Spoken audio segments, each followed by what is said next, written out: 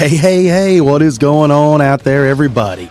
You're listening to Expanded Perspectives with me, Cam Hell, and as always, sitting across the table from me, it's mi amigo, Mr. Kyle Filson. Hello, everybody. How are you doing today? Today on the show, we're going to do, are your fingers truly unique? Do Bigfoots build nests? Does the lineage of giants still exist? The green-skinned children who appeared in an English village. A tower that pulls drinking water out of thin air.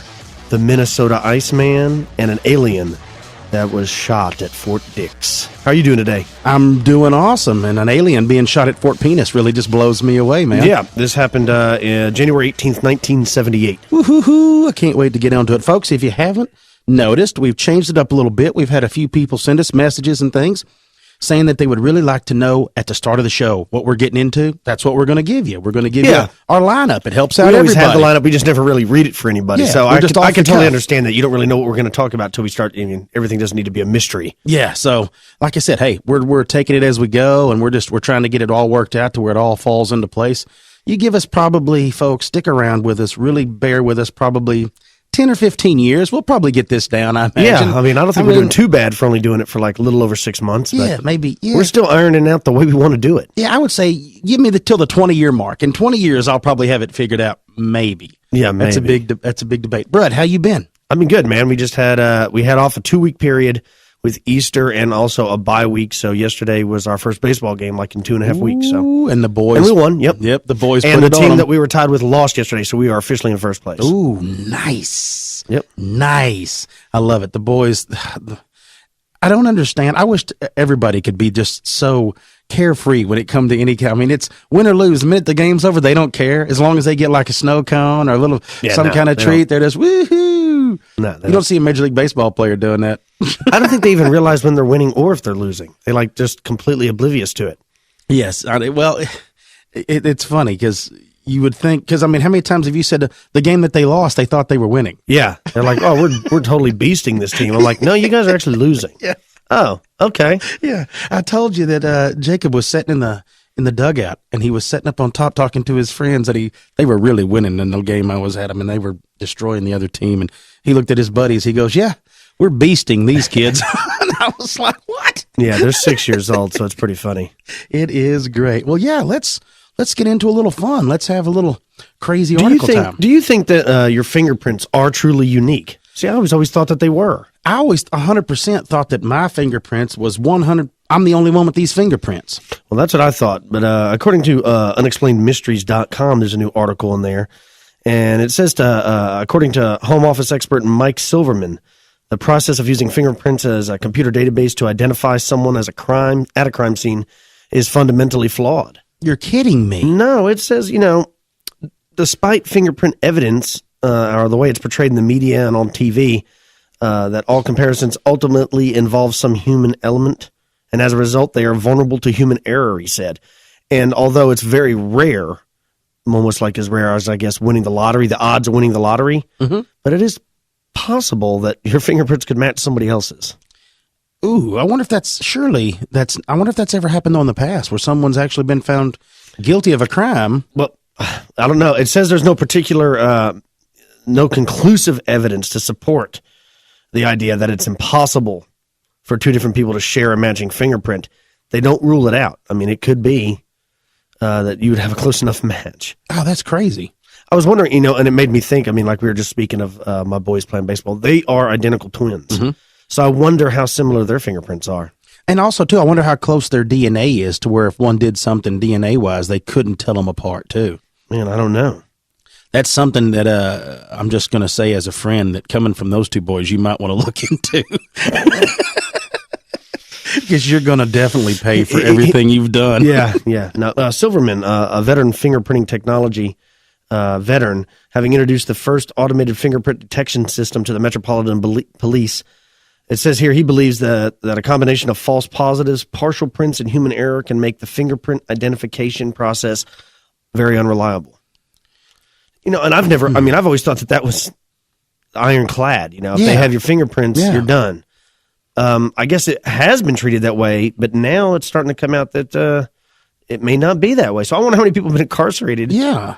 I think what they're trying to say with the article is it is 99.9% reliable, But there is an off chance that it could be somewhere on planet Earth, there could be a match to your fingerprint. But in reality, I mean, just about everything that they do seems like there could be human error involved. Of course. You know? Of course. It seems like this is some other way of casting doubt on something that where they have this article and maybe many more like it, though, where a defense attorney can be like, okay, you know, here it is. There's no way that this guy did it. Yeah, that's what I think it is. Okay, Brad, that was the whole fingerprint thing, man. I just, I don't know. There's just I still think it's there to create doubt. You know what I mean? Yeah. I think that's what it's for. Hey, did you see there was a really cool story about some green children found in the 12th century? Yeah, I did see that. In England, right? They're in England, yeah. If you go to beforeitsnews.com, they're called the green-skinned children who appeared in an English village. It's actually from Woolpit, which is in Suffolk, England, is actually where it's at. And it's apparently from the 12th century. Now, we have a bunch of listeners, and they may be over there, so they may be able to tell us more if it's, you know, a legit story and the people from the locals in that area. But it was really cool because what it says that they have happened was that they actually found them in a hole in the ground that they used to trap wolves. And it was a boy and a girl, and they were both green in color. Really? And that they took them back, I guess, to one of them's home. Let's see, to the home of Richard Decane, said a knight living in Wilkes, and where they said they refused to eat at all until they were actually given beanstalks. And when they were handed the beanstalks, that they would both eat, but that the boy ended up dying anyway. But that the little girl lived, and they said gradually adjusted to her new life and extended the range of foods that she would eat, and that she lived a reasonably normal life and learned to speak English, but was described, this is what's funny, as being rather loose and wanton in her conduct. I guess she's kind of like a wild gal, you know. Maybe she liked to go out and have a few drinks and dance. I don't really know what the loose and wanton. Yeah, what does that mean? She's a free spirit, I guess. I guess. I think I went to school with a bunch of girls like that. Is that what they're hinting at, or are they just talking about are they referring to her as she grew up? Yeah. Oh, okay. They're talking as she grew up. But here's the really cool thing is there was a man that actually, an English Chronicle, recorded her explanation of where she came from. Everybody wanted to know, you know, what the heck. And this is what she said. Now, and they were green. They were green in color. Now, they don't say how green, but they were green. Yeah, I saw the headline of the article in the Noteworthy News. I didn't get into the whole The funny article. thing to me is this. When you listen to this, this is allegedly, this is what she said. This is what Ralph de Coggeshall actually recorded this. Like he said, was an English chronicler, and he questioned her, wanted to know, you know, the history of where she came from. Now, this sounds a lot like his embellishment, because I can't imagine a girl that learned English to be able to speak it this well whenever you hear this story. But basically, it says, being frequently asked about the people of her country, she asserted that the inhabitants and all they had in that country were of green color, and that they saw no sun, but enjoyed a degree of light like what it is after sunset. Being, or I guess probably right at sunset, but that's still what it says. But it says, being asked how she came into this country with the aforesaid boy, she replied that as they were following their flocks, they came to a cavern, on entering which they heard a delightful sound of bells. Ravished by whose sweetness, they went for a long time wandering on through the cavern, until they came to its mouth. When they came out of it, they were struck senseless by the excessive light of the sun, and the unusual temperature of the air, and they thus lay for a long time, being terrified by the noise of those who came on them. They wished to fly, but they could not find the entrance of the cavern before they were caught. And that's what she says is where they came from. Now, so they went into a cavern somewhere, and when they came out, they were here. Well, what she's saying is, that they were somewhere else, went into a cavern upon hearing noise, and, right, and when they came out, they were here. Now, there's a lot of people are saying that I say a lot of people through the history that said maybe it's a parallel dimension. Right. Maybe, I mean, there's some crazy stories. Here's something, though, that's a little strange. In my opinion, it's funny. It says there's another tale of green children being found. This time it was in Spain. Oh, so this has happened more than once. Well, wait till I read you this little outtake of this story.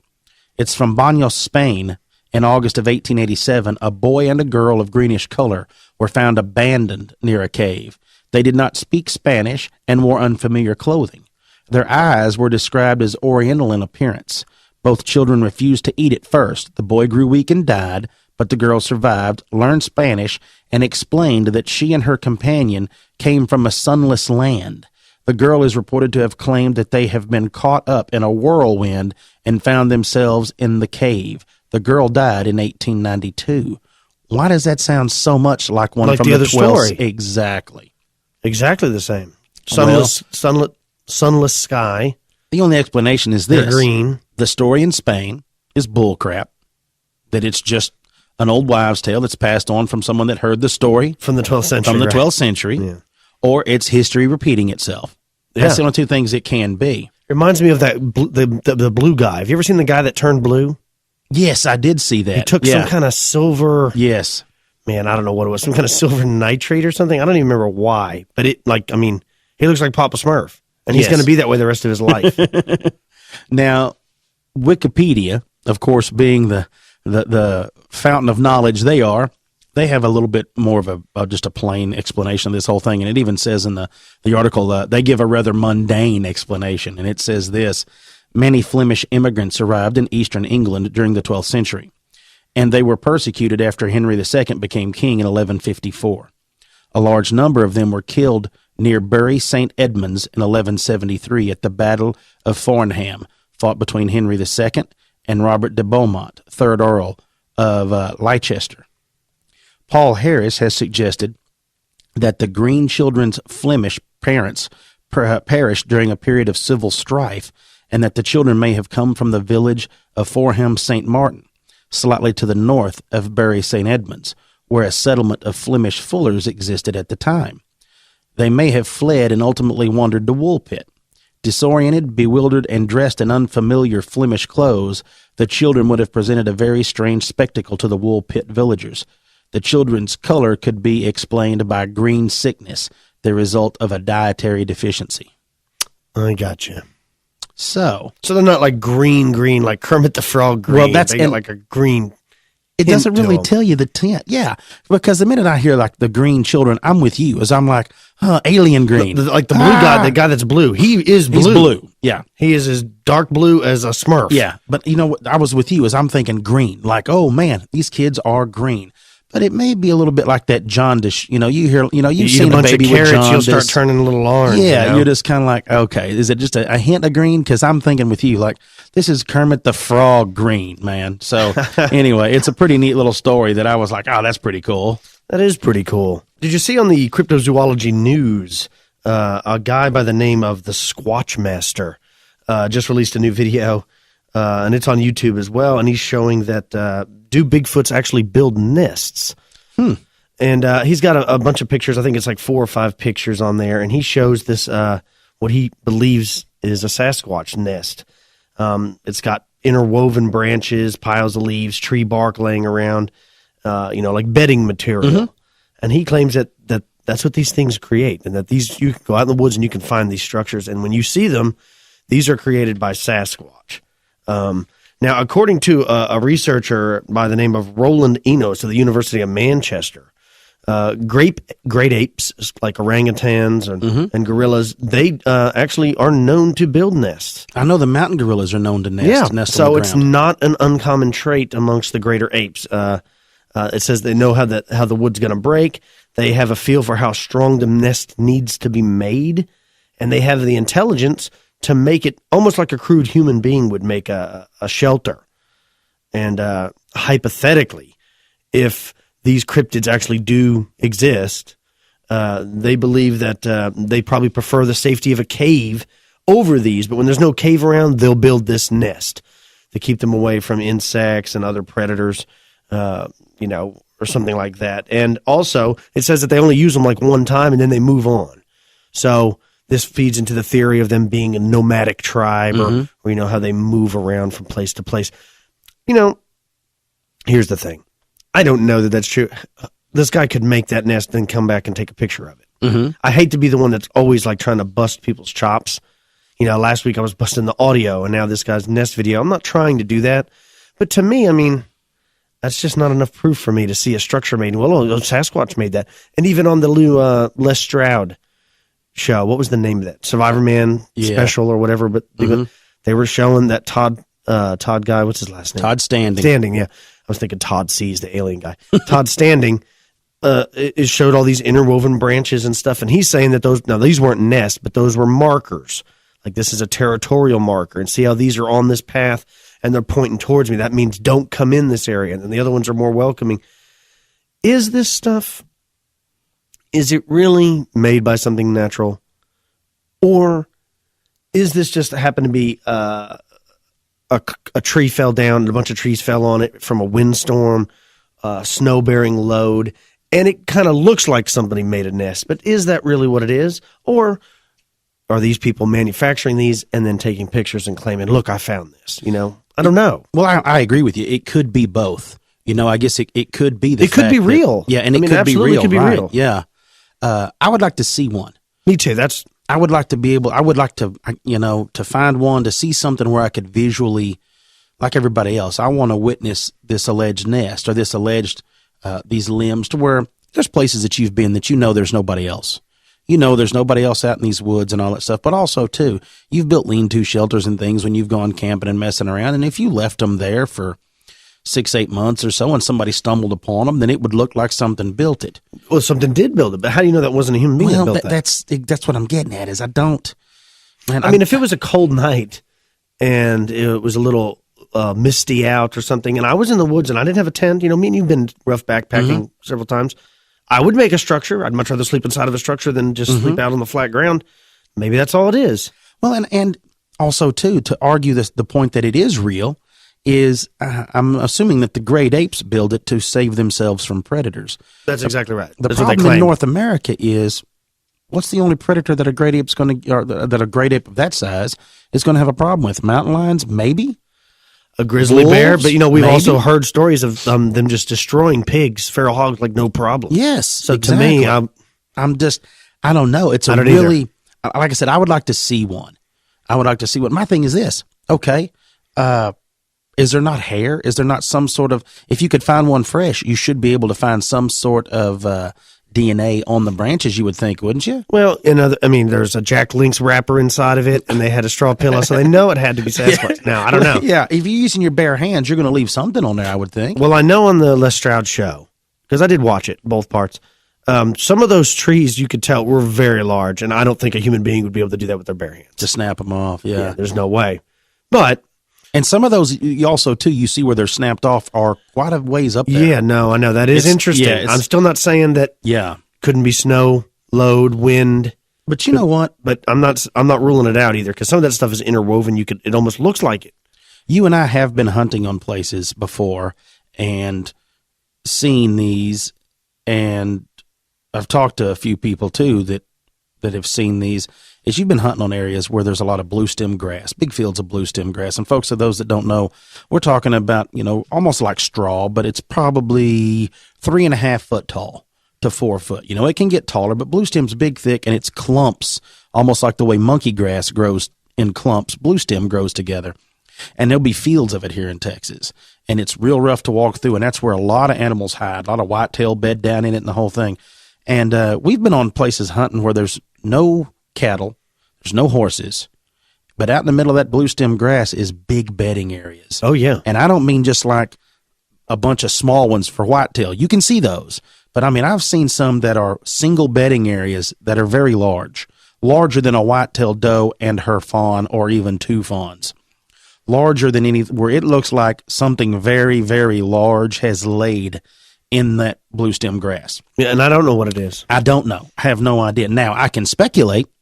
I can assume, but what would you speculate it is? You would have to speculate that it is a large primate that's laying around out there, because there's nothing else that's that big that's going to be running wild, unless there's a horse loose or a cow loose or an elk loose. I guess that's where my mind would go. Is I would not immediately assume it's a Sasquatch. I would be like, I don't know what it is, but I don't know. But if you spend, and I'm talking about not just like a weekend hunt. I'm talking about spending all year on a deer lease. There's no horses or cattle. There's nothing on it. There's nothing of that size. Yet you find these things on there. Looking back at it now is when I'm kind of like, maybe. Now I've never found structure. I know people that have. We've got some good friends of ours that have found structures that have been built. We've also got good friends of ours that have found trees snapped off 8-9 foot up top snapped out of them. I personally have never seen a structure. I've never seen a tree snapped off.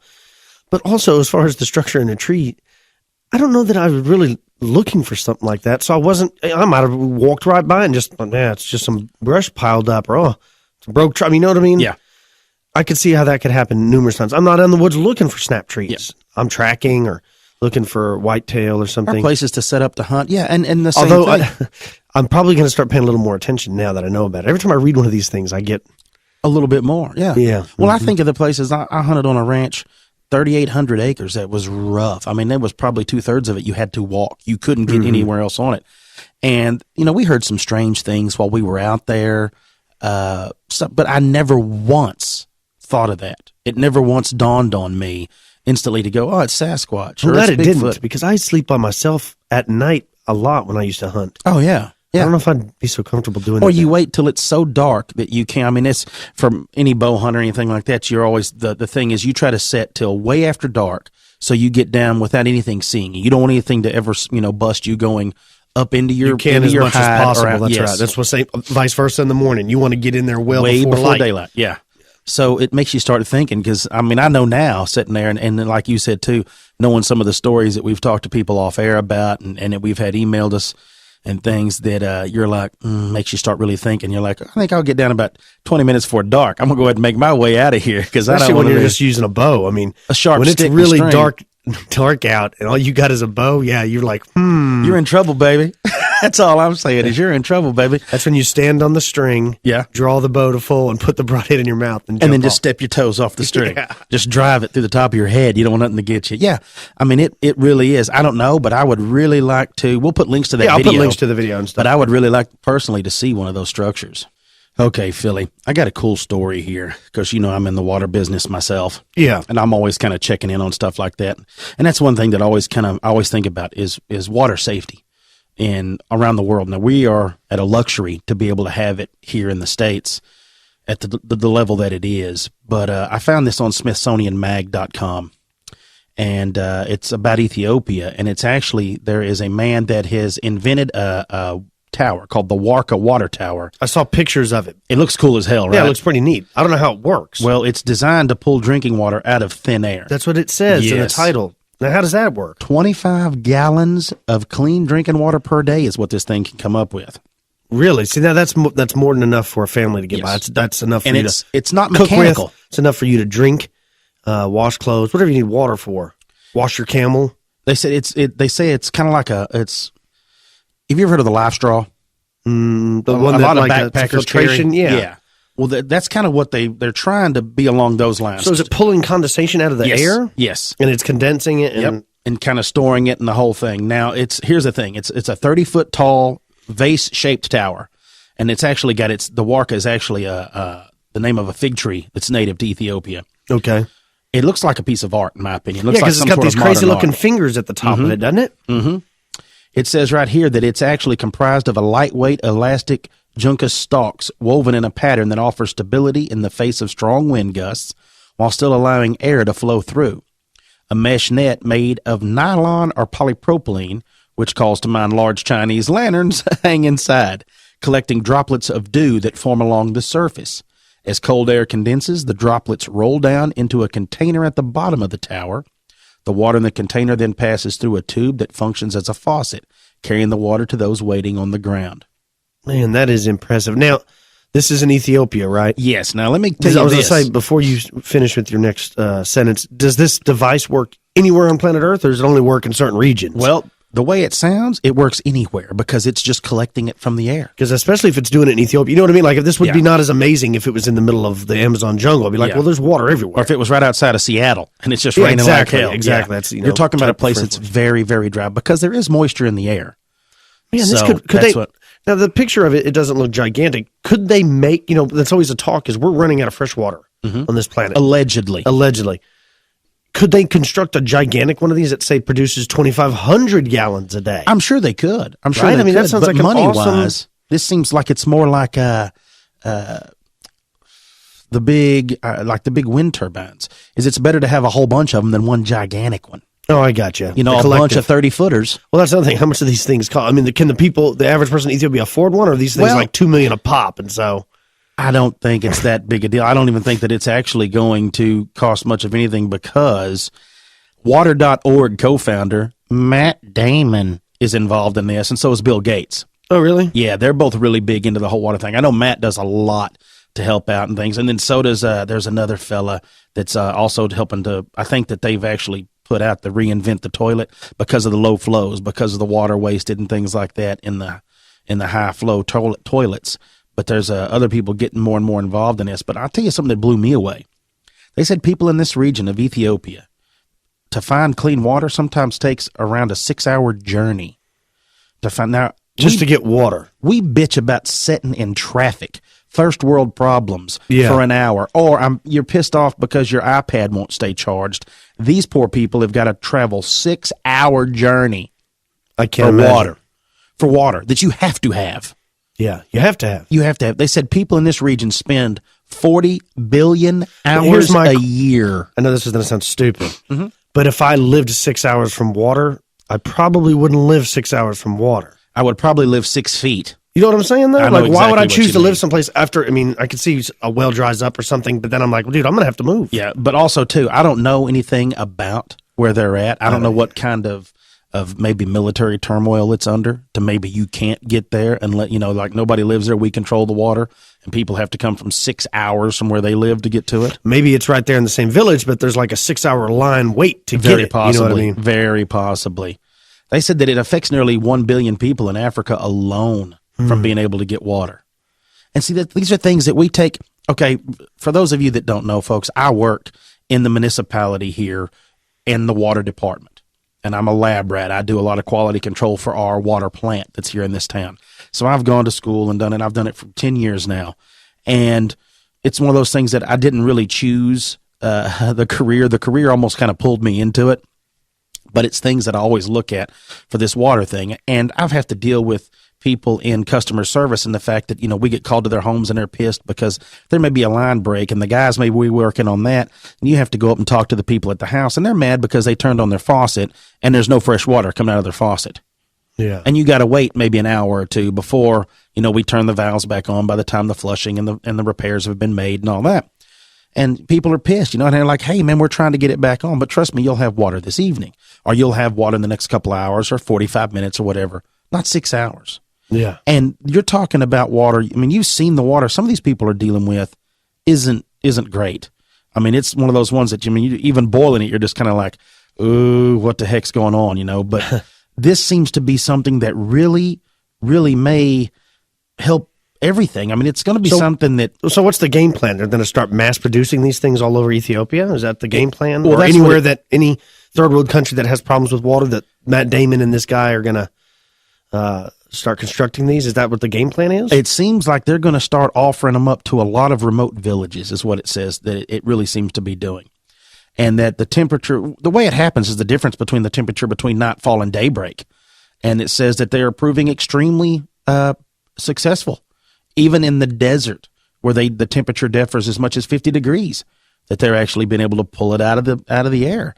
So to answer your question on that, it's of people wanting to know what they're going to cost. It's about $500 a tower to get set up. Oh, that's not bad at all. No. Especially if you get 25 gallons of fresh water every day. Yep. I mean, that seems well worth it, right? And probably over time, the price will come down. Yes. So it's, that once they get it, and this is just the one guy that's making it. So that once they get it going, that it's other people are going to get involved in it. I'm trying to find, let me look right here, but the guys, I can't really find his first name. His last name's Vittoria, but that he says his team, he hopes to install 2 Warka towers in Ethiopia by next year and is currently searching for investors who may be interested in scaling the water harvesting technology across the region. So they're really $500 a throw, man. I mean, it seems like you could get on a Kickstarter or an Indiegogo, and you could gather up enough money to have 4 or 5 of them if people wanted to donate. Now, I hope they turn to something like that. How about just even here where we have access to water? What if you had a garden in your backyard? You had one of these things. You got 25 gallons of fresh water you could use to irrigate your own garden. Yeah, and it does it for nothing. I mean, it pulls it out of the air. Well, and that's saying in Ethiopia 25 gallons. I wonder if it's in a wetter climate, could it pull more? Like if you're down in Houston. You can stand outside and you'll collect water in about 5 minutes, both sweat and water. I mean, it's so humid down there. Forget it. You go to Hot Atlanta? Oh, I remember one time years ago, one of my friends was a superintendent of one of the golf courses down there. One of the really nice ones where they used to have the Shell Houston Open. Yeah, I remember. Yeah. It was like 6:30 a.m. tea time, and I swear to God, it was like in August. In like 5 minutes, I was already soaking wet with sweat. I mean, I was like, I don't know how people live down here. This is ridiculous. Why? Yeah. Well, swampy. And the way swamp ass. That's right. And the way everybody's wanting to go green. And yeah, that seems neat, right? Wouldn't you like to have one here at your house? I could see Cody Lundeen with one of these. Yes. Yeah, but I'm talking not even just for your garden. What about for your home? Absolutely. I mean, this is something that could really, they talk about water, they want to reuse the gray water collection. You want to do rainwater collection and you want to purify your own rainwater and stuff. Well, what about this? Yeah, have a bigger one. And so say it's producing 75 gallons of fresh water every day. I mean, you could use that. And then you have your solar panels for your electricity or your wind turbines. You could be 100% self-sufficient. Yeah. You could easily move out into the country and put all cows. this stuff up. Or even your own wind turbine. You have your wind turbine and your solar panels, so you got both of those. Now you got your water collection. You don't have to drill a well. This is something we're going to have to look into, the way fracking's been going here in Texas, screwing up the whole damn place. So, yeah, this is really something that really might be 100% useful, man. And I'm really glad to see that they're getting it to Ethiopia, and those people are going to get some fresh water. Yeah, me too. Me too. Did you see in Before It's News this article called "Does the Lineage of Giants Still Exist?" I saw part of it, but I didn't get a chance to read any of it. Yeah, you know how I'm always fascinated with the giants. Yeah. And like I said, this is on beforeitsnews.com, and I'll post links to it. It's a small little article about giants, and it's talking about in the rainforest of San Juan province in Peru, the giants are still occasionally viewed by locals there. They're exceedingly tall, hunchbacked, red-haired, and oftentimes seen with carrying clubs. And the author goes on to say that these are probably just extraordinary stories or legends, and where's all the physical proof? But then he goes on to say that there is physical proof, and he calls it the holy trinity of cryptic research or cryptid research. There's legends, there's present-day reports, and there is physical evidence. They found numerous, you've seen them, red-haired, elongated skulls found in Peru. Yeah. And if they didn't have all this, you might just think it was all conjecture or just BS, but they do have these things. And apparently there's numerous places with ongoing sightings of giants. I always thought that this was an ancient race that was long gone. But even it goes on to say that even in the Solomon Islands, they have reports from ancient times until today of giants. So they're still actually seeing these things. Certain people say that they are. It says that they were not only living there thousands years ago, but are still encountered today. The islanders believe in the Guadalcanal that they live underground in an enormous cave system. And what do we know about the giants and caves? I mean, from Lovelock Cave to Death Valley, the Grand Canyon, and even in Europe, there's all types of native legends of these red-haired giants living in caves. They says in Argentina, there's a beast known as the Ucamar, and it's been reported in the forest areas, and it supposedly lives in caves. I feel like we're going to have to head to Peru is what you're trying to tell me now. Is this another reason for us to go down there? Well, it's a neat article. I mean, you sure it's not them just rocking the ayahuasca or the ibogaine, and now they're seeing these giant red-haired people? Absolutely could be. There was even a post by, I guess, a reader. You can comment on stuff on Before It's News, and he talks about years ago. He was in Argentina, and they were doing some kind of archaeological work, and they found a huge bone, a gigantic femur. Really? Yeah. And he said, like, the military police came in, and they covered it all up, and they didn't let them go back. And he said that he talked to some other people that were there, and they said that, oh, yeah, they knew what it was. They had a name for it. They said that they find giant skulls around there all the time. Really? And he said this was, 15 or 20 years ago, where there's not really that many reports on the internet to find out whatever happened to all this. But he's like, it's always consumed him, and he always wanted to know what it was. What are these Patagonian tribes of these giant red-haired and then giants? The fact that it's been covered up, that's always the wildest thing, is that, like, come on, man. I mean, you're talking, it's one thing to have a little speculation. It's a whole other thing to have a big pile of bones right there and a femur that's 48 inches long. Well, and that's right. Now, is that what some of these viewings of these urine, or what's the orang pandak? Well, that and small. Right, the orang pandak small, right? But these native areas, these undeveloped areas, are these giants? I mean, are they giants? Or are they seeing Sasquatches and they're calling them giants, or vice versa? I don't know. Yeah. But I love the It's very stories of the interesting. giants and the fact that they're still seeing them.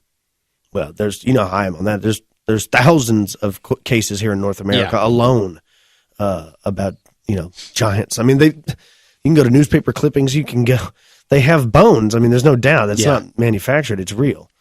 But speaking of Sasquatch, after the break, you're going to get into us about the Minnesota Iceman. Yeah, well, it was one of those things. After I talked about going down to Austin and seeing it, I got several emails and messages of people wanting to know a little bit more about it or where they can go to find some more about it. So I was like, you know what?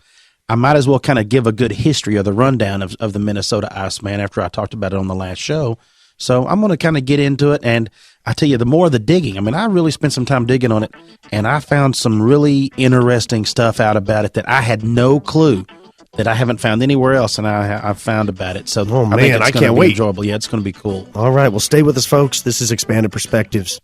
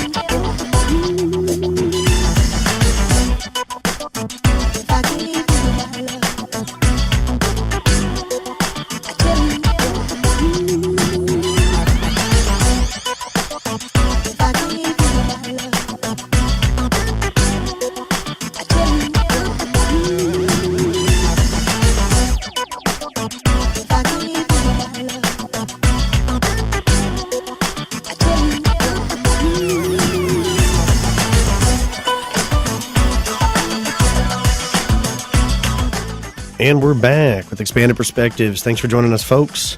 Hope you like those last stories we covered. Cam, I'm really interested in this Minnesota Iceman because you've actually got to see it. I've never seen it.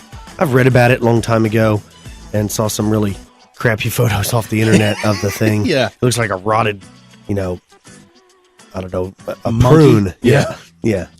Well, What did you find out? Well, like I said, everybody that listened last week or so, they found out, they knew I'd went to Austin, went to the Museum of the Weird, Right. and they actually have on display the Minnesota Iceman down there. They have the original signs. They have the air-conditioned or the freezer cabinet coffin that he's in.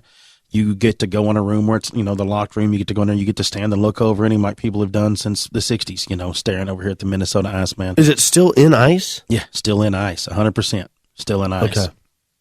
So everybody, and like I said, I thought I knew, enough about it to be dangerous. I wouldn't say I was any sort of a specialist, in anything Right. like that, but enough, like we've always said, enough to be dangerous.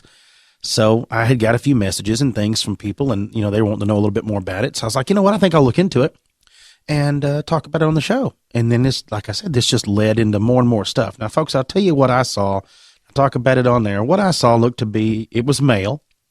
It was, roughly, I'd say 6 foot tall. So it wasn't huge. Wasn't Like, huge. it's not like a 9-footer. It's not like Hank, Rick Dyer's Hank. It's not nowhere that big. Its hands and its feet, nothing looked out of proportion. Nothing looked too crazy. All right, what I saw. 5 digits on each hand and stuff? From what I could see, yeah. The ice isn't crystal clear. You know how, like when you make an ice cube, it gets white because I guess there's air in the there's a lot of that in there. And of course, and then it's old. I mean, this thing is an old creature. So I was like, okay, I think I'll get into. Well, that was always one of my questions in the past. The Minnesota Iceman, is this thing supposed to be a Sasquatch, or is it just probably a human being that was frozen in the ice? Well, you know what I'm saying? Like, what was that guy in Italy? I think they found not too long ago. They had like a spear point still in him or something. I mean, that's kind of what the whole Sasquatch talk never really started until much later. Okay, so it is probably just a Homo sapien. Well, they've named it. I mean, they actually named it. That's what this whole story gets a little crazy. Like I said, what I saw looked to be roughly a 6 foot, primate or of the Homo gene of genus of some sort. Its hair was long and dark, 3 or 4 inch long hair on it. You can really see its face, and the whole thing. Now, if you want to go, I kind of wrote this down on my notes, as this is kind of the official story of what people talked about when I saw it. But this is going to get into a little bit of the history. Now, the man that promoted it was traveling with it. His name was Frank Hansen. And he had always claimed that the Iceman was discovered in a region of Siberia, and that it had actually come from like some ice flow, that it had been found over there. So it wasn't found in Minnesota? No. And that Frank's from Minnesota, so that was the reason that all this was coming forth. But see, I didn't know that. Yeah, I thought this thing was found in ice in Minnesota. Now there's another part of the story too. Okay, go ahead. Into that, and he said that he was simply acting as its caretaker for an anonymous owner, who Frank had claimed that, in his own words, was an eccentric California millionaire, and he had stuck by that and forever. I mean, he stuck by that whole story until his death. Frank had always said that he didn't own it, that it was somebody else's, and that he was simply the caretaker. He was traveling with it and showing it off and all this. Now, he toured all across the U.S. with it, and the really neat thing was, unlike Hank, that in 1968, Frank allowed 2 cryptozoologists to really sit down and inspect this thing. Ivan Sanderson, Ivan Sanderson's a Scottish-born cryptozoologist. I've heard of him. Yeah. He had degrees in zoology, botany, and anthology. So the man knew what he was looking at. Yeah. Also, Bernard Hivelson came to look at it. Now, he was also a cryptozoologist. Yeah, He's Belgian. I've heard of him. He had a PhD in zoology. And he's considered what many consider to be the father of cryptozoology. Cryptozoology, that's right. Yes.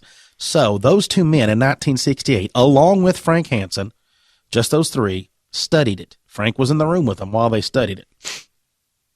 Now, after their study, it says they concluded that it was indeed a genuine creature, what they saw. So they knew it wasn't a dummy, exactly. like Rick Dyer's guy. They knew it wasn't a fake. It was they knew it was a real live living creature. Yes.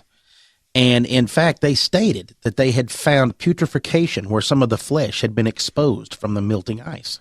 Okay. But in 1969, Bernard wrote in an article in a Belgian scientific journal, and in the article he stated, not only suggested that it was the Iceman was a new species of Neanderthal, but that he named it. And I'm not going to be able to pronounce it properly, I'm sure, but it's Homo poingotus is its name. So he actually named it some sort of creature. So starting off right off the bat, not only did he believe it, now this is a man with a doctorate in cryptozoology, so not only did he believe what he looked at was real, but he went ahead and named the thing, gave it some talking.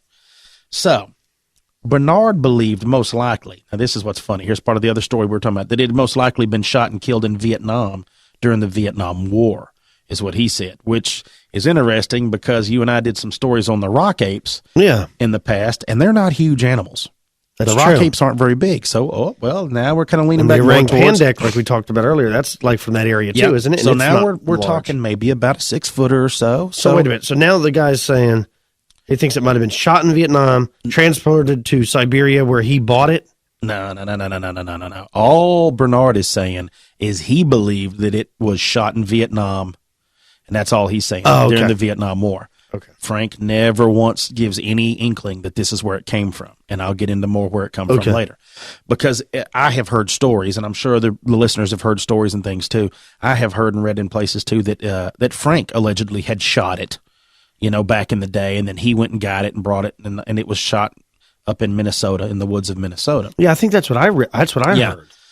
Well, I found out more of this whole thing. So it was the original Justin Smerha. Yeah, exactly. So this is, if that wasn't crazy enough, here's where it starts getting a little crazier. Okay. Right? Yeah. So, like I said, in 1969, this information comes out. Well, due to it being given the name Homo, so it's human now, right? Or at least a human branch from Bernard's article, that I guess you could say our wonderful and terrific FBI, wonderful and terrific. I love the U.S. government. I love the FBI. I love the NSA. Anybody listening, don't come over to my house or nothing like that. Oh, they're listening. But the FBI started getting involved because they were under the belief that it could simply be maybe a homeless man. It could simply be a less developed man that was the victim of a murder, and that so he's they still- traveling the country I with got its you. corpse, with it, so the victim, and that Hansen's just dragging it around, making money off of it. So around this time is when he took it to Canada to make a little run with it up there. Well, and on the way back, crossing into the U.S., the Canadian officials detained it, fearing that it was also a body. It was a cadaver. And they were going to test it. They were going to actually, cut into it, pull a plug out of it. Hansen's freaking. You can't do that. You can't do that. Then they said, okay, well, we'll x-ray it. And Hansen had talked to Bernard at the time, and he was trying to get their help. And he was like, they can't x-ray it. They can't do anything, which I find strange that, I guess, if it's if it's fake at this time, if it's a rubber suit, why wouldn't you say, hey, look, guys, this thing ain't real? Now, Hansen had paperwork on it and the whole thing, but why wouldn't you just go look in secrecy? This thing ain't real, guys. Y'all can cut a little piece out of it right here. Don't tear it up, please. Or that, exactly. Or be like, look, I don't want you to cut it up and destroy it because I'm saving it, but I don't mind if you x-ray it. That's not going to hurt it. If you x-ray it, there's no bones in it. It's just a rubber suit.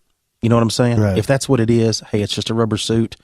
Don't release it. Just say, okay, we looked at it and that's it, and let's get this whole thing worked out. But Hansen flipped. He's like, don't touch it, don't x-ray it, don't do nothing. It's none of your stuff. Well, believing that the officials were working with the FBI, he actually got a U.S. Senator, Mr. Walter Mondale, is who Really? it was, yes, to help him get it back. And they had to release it back to him. So they released it back to Hansen without studying it out, doing anything in it. He got it back. And it was right after that is when he pulled it from public view for a little while. Well, he claimed that he was told to do all this by the California owner. But it wasn't long after that Hansen returned with a new Iceman for exhibit, okay? So that's when you start getting into these stories of people coming to see it the second time, and they're like, that's not what I saw. The first time looked like this, the second time looks like that. Right. Well, it was around the time of the second appearance or the reappearance of the Iceman that the Smithsonian got involved, and they contacted a primatologist named John Napier and asked him to investigate it under the official orders of the Smithsonian. So when the, in quotations, new Iceman reappeared, Napier, along with the Smithsonian, went after some preliminary investigations so they could kind of get an idea of what it was. Right. And they had claimed that in 1967, Frank got from a California company out there to create a latex version of the Iceman, and that it was simply repositioned and refroze, and as to appear different when they brought it out. So it was they claimed, the Smithsonian They made a recreation. Well, no, the Smithsonian claims that it was fake from the start, and all he did was thaw it out, reposition it, change it up a little bit, refreeze it, and say it's a whole different Iceman. Now that's what they were claiming. Okay. Okay. They also believed that it was nothing more than anything fake, that it was nothing that they, every bit of it was made just to make money off of, kind of like the Hank, the Rick Dyer special. But it gets even wilder than that. Now, in 1982, in Fate magazine, matter of fact, in the March of 82 issue, they ran a piece called The Iceman Goeth. And in that, they spoke to a man named Howard Bell. Okay. Howard Bell made models for Disneyland. Now, he had passed away. They'd spoke to his widow, and she had claimed that he had made the Iceman in his Torrance, California studio. And her claim was, and here's the quote, says, the man who commissioned it said he was going to encase it nice and pass it off, I think, as a prehistoric man, end quote. And it says, now Howard's son, Kenneth's a lawyer now, but Kenneth said he helped his dad build the thing and claimed that the skin was nothing more than half-inch rubber latex, and that it was all molded up to an artist's conceptual drawing. As even so much to make it look like it had a broken arm and a bashed-in skull. Wow. So, like I said, now it gets a little bit deeper. Well, there's a great book out there, and the book is called The Sasquatch in Minnesota by Mike Quast, okay? And in July of 89, and now he's a cryptozoologist and he's a researcher, and in July of 89, he got to interview Frank Hansen at his ranch.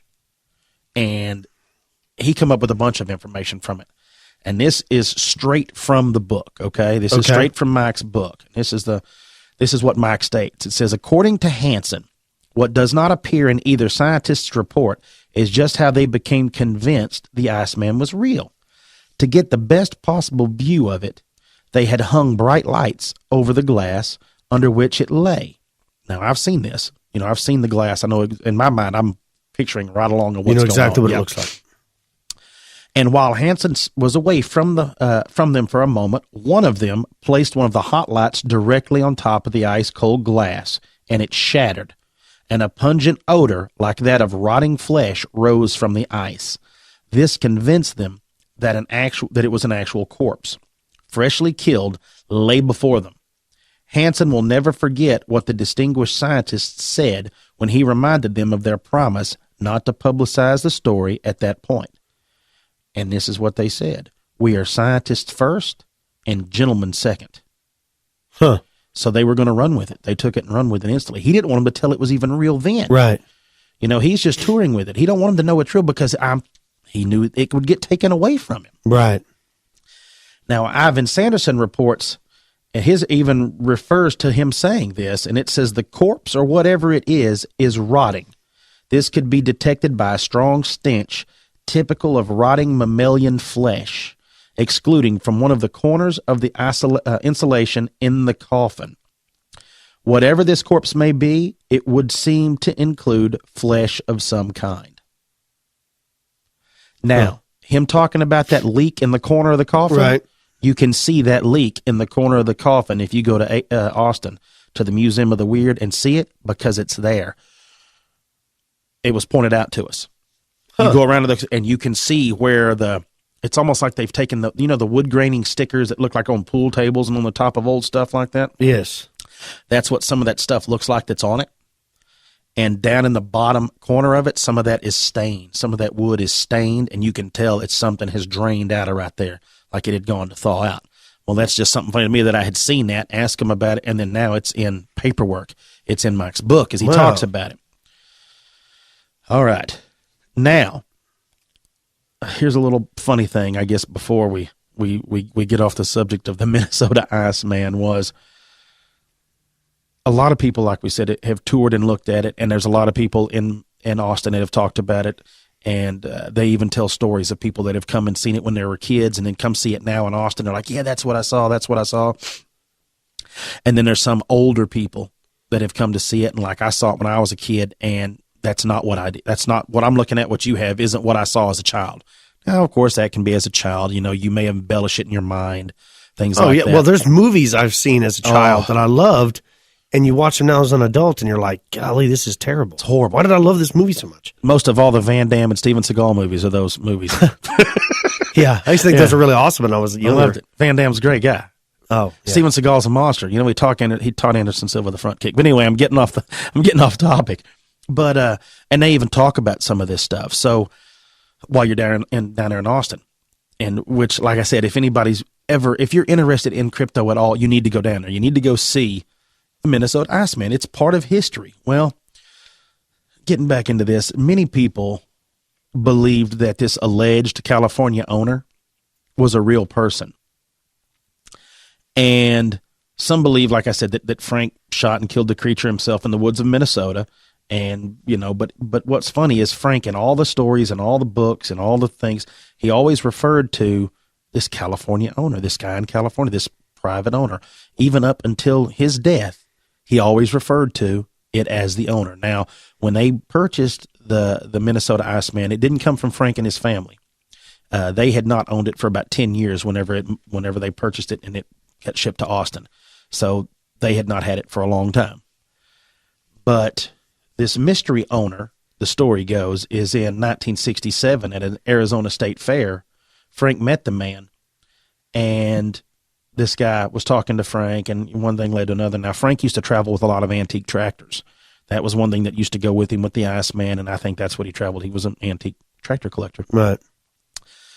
But that Frank always said that the man was connected in the entertainment industry and had a very recognizable name. That's the reason he wouldn't tell anybody. Now, the story goes as this, that the man this is the story that I've read, a part of it was that it was found by some Chinese fishing trawlers floating in ice, and that they pulled it aboard their ship, and that they brought it to Hong Kong. And at Hong Kong, so this is out in the ocean. It was in the ocean, like it had broke off. Holy cow. And that in Hong Kong, they inspected it, cut some of the ice down. They got in contact with this Californian man that they speak of, and knowing that he was involved in crypto things, he came to check it out. But also being George Takei. Also being extremely a very religious person, that it went against his belief in that the Bible had created, the creation story in the Bible, because this proved to be much, much older and much more like the missing link. So he went ahead and bought it, but that he had kept it in storage and had tried to find, I guess somebody maybe that was like-minded, something like that. And I guess that's how, by chance, he bumped into Frank, and then him and Frank. Now, like I said, this is all hearsay. This is all things that you read. You don't know. Frank's since passed. This man in Hollywood has since passed, but that maybe they kind of hit it off. And did it ever say who that? I'm getting to it. Okay. Yeah. Well, like I said, there's a lot of theory about it. That, like I said, he hit it off. He gave it to somebody, and that Frank took it and toured around with it. Well, anybody that does any serious reading about Tom Slick, the man that went to Nepal and helped smuggle the Yeti hand out. Yeah.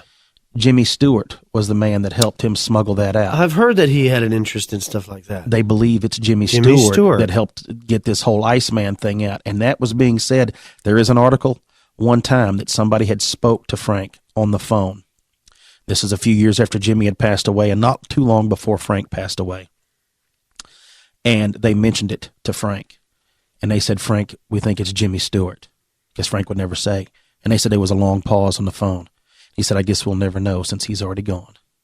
Yeah. And that his wife somebody had actually contacted Frank's wife and son both, of course, but contacted his wife.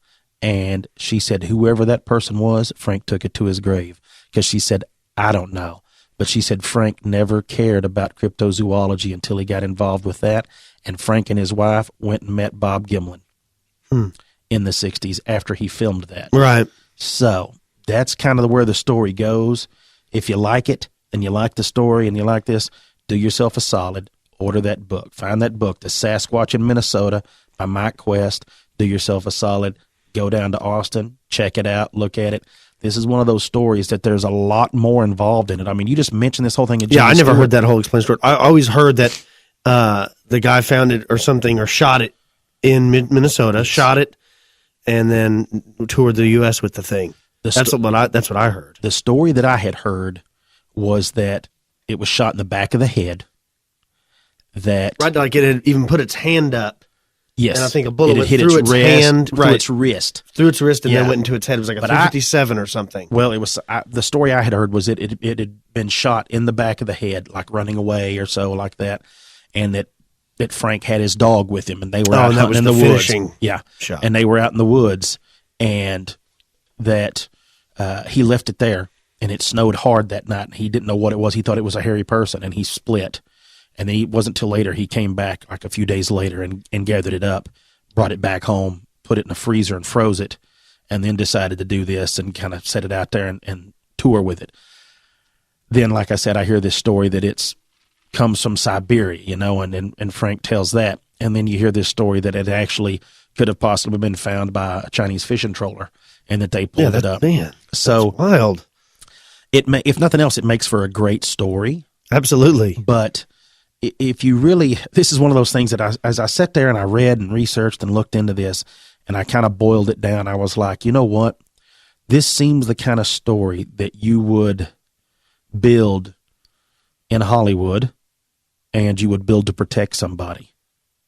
Does that, if that makes sense, is you would want to try to lay out as many fingers as you could, kind of like disinformation, to help hide some of the real story, but that there is shards of truth in the original story. Yeah. So I'm fascinated with it, but it makes sense to me. Like I said, when you know the history. And of course, people are going to ask, why didn't you take pictures? They don't allow photography. Well, you see, there's pictures. If you go on our Facebook page or our Twitter page and things, there's pictures posted of me in the room, and you can see part of the box that I'm beside. Yeah. You can see the signs. That's all they'll allow you to do. And it's per Frank Hansen's original request, which is strange to me. I understand people not wanting to take photos of it. You can see some photos online people have taken. Frank's had his picture made with it before. Per the original request of Frank Hansen was show the Iceman a little respect. Don't take a picture of his body. And if it was a rubber suit, and why would you care? If you were getting money for it and it was simply a rubber suit, I understand you're trying to pass it off as being real. And maybe somebody would look at it and go, oh, I don't need to go see it now because I've seen a photograph of it, you know, and the whole thing. And it goes back into the whole Rick Dyer deal. I saw photographs of Hank, but still didn't mean I wouldn't pay my $10 to go see it, you know, because I went and seen the Iceman. I would go see Hank now, you know, knowing that it's fake. I'd start to go see it and be like, okay, you know, now I've seen it. But I don't know, just something about this story alone. And I don't know if it's because it's not brand new, if it's because it's old and I'm slightly nostalgic as I get older. Something about this story really makes me feel like they was a real body at one time. Yeah. And so because of all the trouble that was coming of it, they got rid of that body. Or it went to some private collection. Exactly. And then he had something else he brought out and displayed as it and all that. Maybe the original owner said, hey, you know, you've been touring around with that. I kind of really want it back. I want it back, but I'll allow you to make a recreation and tour with that, but I want the original back in my vault. And he may have made the recreation and give it to Frank and took the original and give Frank that and let him do it, you know, to build the whole thing up. But it almost feels like, and it's simply off the stories of people that, and I don't mean children, I mean people that had seen it that were our age when they saw it, and when they were much, much older, then they come back and saw it again, and they were like, that's not what was in the box when I was there. Yeah. I've heard that from many accounts. I have too. That's interesting. It really does feel to me like this is one of those stories that we're never going to get to the bottom of, but that there's a lot more to it than just a rubber suit and a freezer. Yeah, it sounds like it. Yeah. So like I said, do yourselves a solid. Get the book. Next time I go to Austin, I'm definitely going there. We'll go. We'll run down there and we'll go down there and check that out, and I'm going to take you and put you in the float tank. Cool, man. What do you think? It was pretty cool, right? Yeah, that's awesome. Awesome. I hope y'all enjoyed it, folks. I really did. Stick around because we're going to get back with a little gunplay and aliens involved there at Fort Penis. So make sure to stay with us. You're listening to Expanded Perspectives.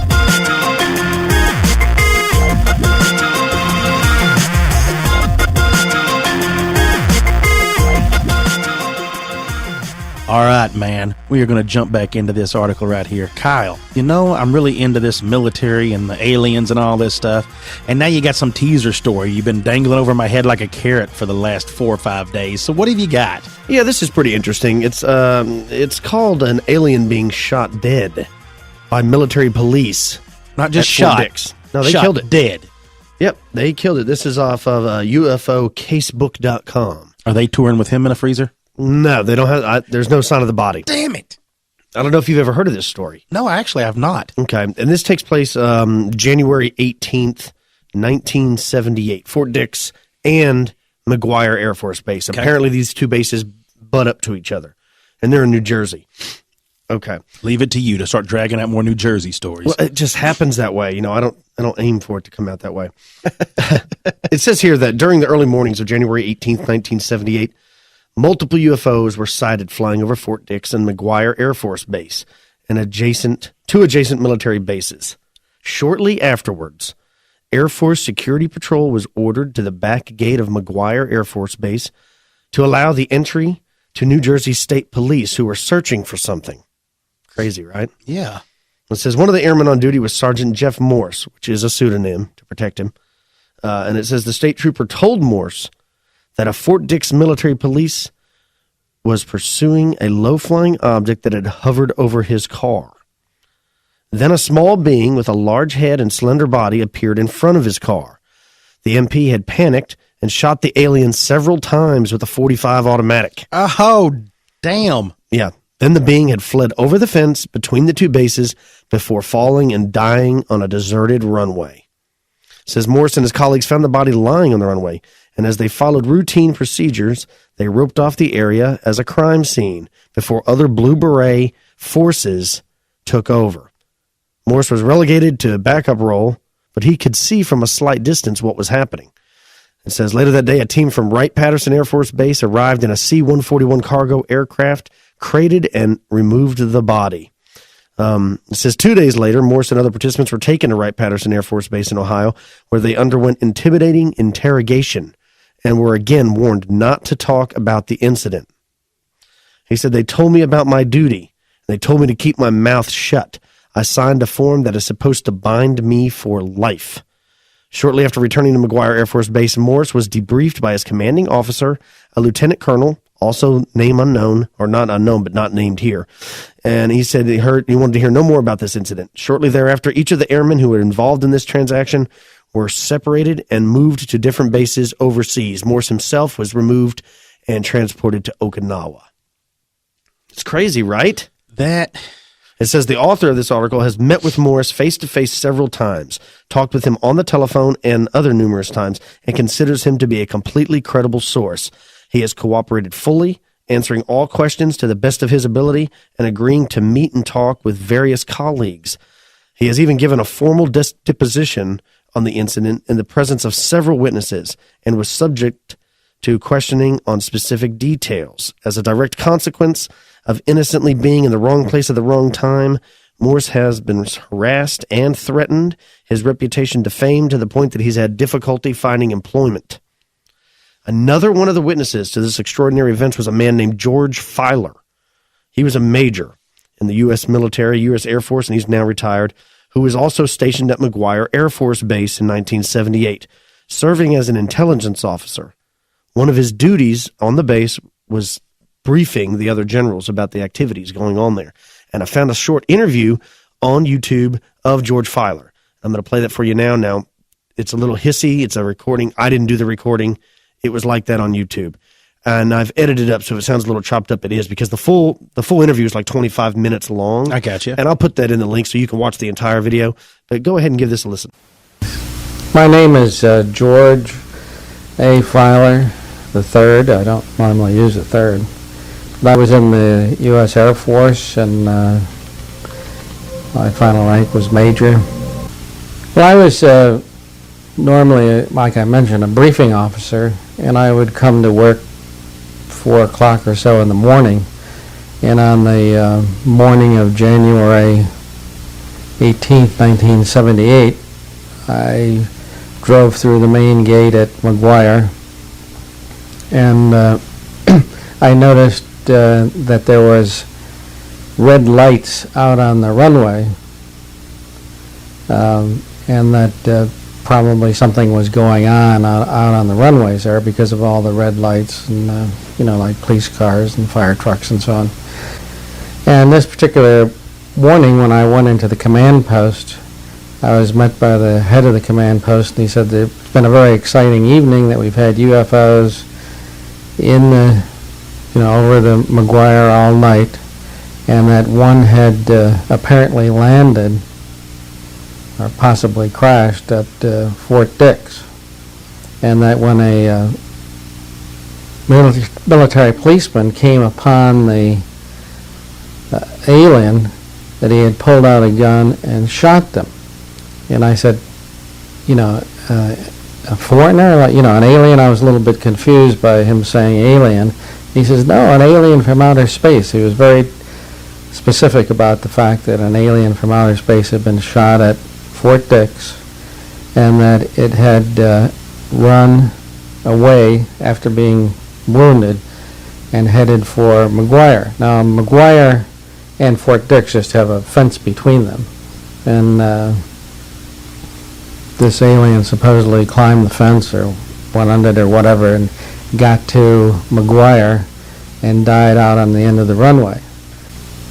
I talked to one of the security policemen who claims to have been out there, and he indicated that he essentially saw a small body that, you know, could have been like a child, but it seemed to have a larger than normal head.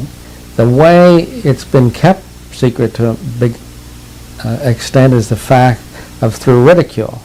If it always had been just top secret, I think most of the world would know about it tonight. But they put in a kind of a ridicule factor, which made people, you'll hear somebody telling a story like this, they'll say, well, he must be crazy that he believes in UFOs. And they brought this out. When anyone saw anything, you know, there'll be two people, we'll say one has funny hair and looks wild and so on, and the guy standing next to him is a police officer. Well, they always interviewed the wild guy and never put the police officer on the screen. My experience has been an awful lot of policemen have seen these, an awful lot of FBI have seen these, an awful lot of military has seen it, and he might have the, like, at times I used to carry nuclear weapons. In other words, I was mentally fit to carry nuclear weapons, but I'm not mentally fit if I see a UFO. Well, this criticism and this ridicule is, I think, done more to keep the story coming out than almost anything else. See, so I like that. I like that story. I like how even at the end he talks about how people have always the government almost wanted to discredit him because they say, you know, his story wasn't good enough or his testimony wasn't reliable. He's like, well, I was reliable enough to take care of nuclear weapons, but now I'm not credible when it comes to me seeing a UFO. It's the same thing we've always discussed, is if they can't really disprove what you've seen or what you've dealt with, and they try to go after your credibility. That's exactly right. And that's what they're going after. And ridicule, like you said, that's one of their tactics, is using ridicule. Yeah. He said if there's two people, I like how he talks about, if there's two people that see a UFO, when these reporters go and there's a policeman or a guy with crazy hair, they always interview the guy with crazy hair. They never interview anybody credible. Yeah. It's almost like that when you see, like, when the space shuttle blew over Texas. Yeah. And they pulled some backwoods people out for television for those interviews. Yeah, it's almost like that way they can brush it off if it's not really what they want to hear. Yeah, if that's you can be like, yeah, I don't really think. I like the fact that he was like, alien. What are you talking about? He shot an alien. And they're like, no, extraterrestrial. He's like, whoa, what? Yeah, he thought it meant like a foreigner. Yeah, it's like, you can't just be shooting people. It's interesting story, right? Well, it's stories like that really get you to thinking. It really gets you to be like, oh man, I mean, what is going on? Yeah, I never even heard of this story to this week. You know, I got on YouTube and you start going from story to story to story, and you stumbled on it, and I was like, ooh, this is good. Then you start doing more research and you start digging into stuff. Then you're just like, Yeah. So I'll put the link to the whole interview up. I suggest anybody, if you're really interested in, to go watch it. It's pretty neat. Oh yeah, I'm gonna have to go. I'm gonna have to just go do a little research and reading on it. Oh, that's a great story, man. Yeah, that's pretty neat, man. Well, folks, I think the show's just about over. You got anything for us, Cam? No, man, I'm just having a great time, the whole deal, and I'm glad everybody's sticking around and having a good time with us. Me too. If you're new to the show, don't forget you can follow us on our website, www.expandedperspectives.com. You can follow us on Facebook, Twitter. You know the deal. Instagram. I got the Instagram up and rocking. That's right. We got a Pinterest now and a Tumblr. We got everything. I don't know how to work half that stuff. We're going to figure it out. We're going to get through it. But yeah, you can find us Facebook, Pinterest, Tumblr, Instagram, Twitter. You can go listen to us on Stitcher. You can listen to us on iTunes. I even added some share buttons at the bottom of all our posts in case people want to share it. So I suggest you do that. Please write and review, rate and rate review us on iTunes or Stitcher or anywhere else like that. It helps the show out. Oh, it helps us out a lot. Yeah, if you just throw some reviews up for us, it helps so much. And along with writing a review for us, if you want to leave a voicemail, I think me and Cam are about to implement a new voicemail on our website, and you'll see it and I'll give more mention to it and the actual number on air when we get that set up. But you'll be able to call in, and if you have a story and you don't feel like emailing the story, you can verbally tell us your story, and we might even play it on the show. Yeah. Try to keep it clean. I mean, we're not against cursing. We do it all the time, but, try to keep it as clean as possible. Also, if you want to just tell us how much you like the show and you would like to do like an audio commercial for why others should listen, you might find yourself played during one of our breaks. Yeah. I imagine it's going to be coming this week, so y'all can look at it on Twitter, or look for it on Twitter, look for it on Facebook and things like that. But I would imagine by the next episode, we're probably going to have it all. Yeah, hopefully we'll have it all rocking. So, and we've got some more things in the works. So yeah, we're going to, once we get this up and rocking in a few weeks, we're going to let the cat out of the bag. So get ready. We got some fun stuff coming. Well, don't work too hard this week. And I guess we will see you next Monday. Yeah. Everybody have a good, safe week. Tell somebody you love them, give them a hug, and y'all stay safe. You're listening to Expanded Perspectives.